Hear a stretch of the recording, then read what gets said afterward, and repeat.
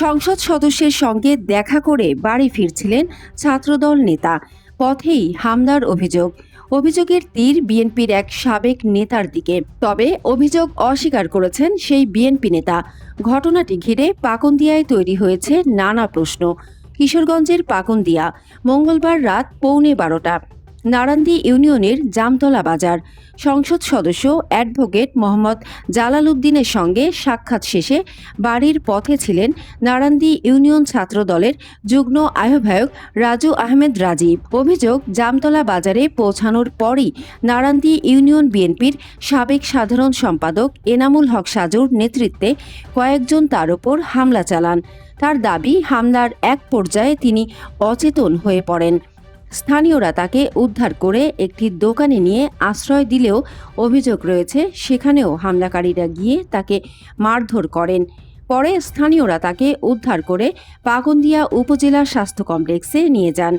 পরিবারটির দাবি, ঘটনার সুষ্ঠু তদন্ত করে জড়িতদের বিরুদ্ধে কঠোর ব্যবস্থা নেওয়া হোক। কিশোরগঞ্জ 2 সংসদ সদস্য অ্যাডভোকেট জালাল উদ্দিন জালাল ভাইয়ের বাসা থেকে ফিরে আসার পর আমি জামতলা বাজারে যাওয়ার পরে আমাদের নারায়ণগঞ্জ ইউনিয়ন বিএনপির সাবেক সেক্রেটারি এনামুল হক সাজু, বহিষ্কৃত নেতা সাজুর নেতৃত্বে এবং সাজু নিজের সশরীরে উপস্থিত থেকে আওয়ামী সন্ত্রাসী দিয়ে আমার উপরে আক্রমণ করে। পরে জনগণ আমাকে একটি দোকানে নিয়ে আশ্রয় দেয়। তারপর সন্ত্রাসীরা আবার ওই দোকানে হামলা করে, ওই দোকানের ভিতর দেয় আমাকে মারধর করে। 4 থেকে 5 জন ধরে বের করে আমাকে গাড়িতে করে হসপিটালে নিয়ে আসে। আমি এটার সুষ্ঠু বিচার চাই। আমার ছেলের এই আক্রমণ করলো, তারা কারণে করলো, এটার সুস্থ বিচার আমি চাই।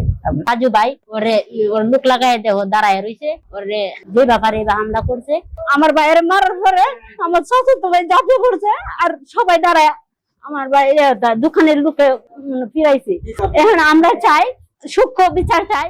হামলার সঙ্গে যারা জড়িত তাদের বিরুদ্ধে আইনানুগ ব্যবস্থা নেওয়ার দাবি জানিয়েছেন নারান্দি ইউনিয়ন ছাত্র দলের সদস্য সচিব। এখানে যারা দেখতে আসছি সে আমার সাথে দীর্ঘদিন রাজনৈতিক সহযোদ্ধা।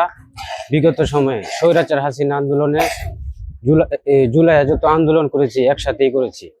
গতকাল রাতে আমাদের মাননীয় সংসদ সদস্য অ্যাডভোকেট জালাল উদ্দিন সাহেবের বাসা থেকে আসার পর হঠাৎ শুনতে পেলাম যে রাজীবের উপরে আক্রমণ হলো। কেন আক্রমণ করছে এবং আমরা যেটা জানতে পারলাম, রাজীব যেটা বললো যে এনামুল হক সাজু সে বিগত সময় আওয়ামী লীগের সাথে আঘাত করছে এবং অনেক কিছুই করছে, বহিষ্কারও হয়েছে। এখন আমি আমার সংগঠনের লোক হিসাবে আমি এটা সুস্থ বিচার চাই। তবে অভিযোগের বিষয়টি পুরোপুরি অস্বীকার করেছেন নারান্দি ইউনিয়ন বিএনপির সাবেক সাধারণ সম্পাদক এনামুল হক সাজু। তার দাবি, দীর্ঘ 37 বছরের রাজনৈতিক জীবনে তিনি কারো গায়ে হাত তোলেননি।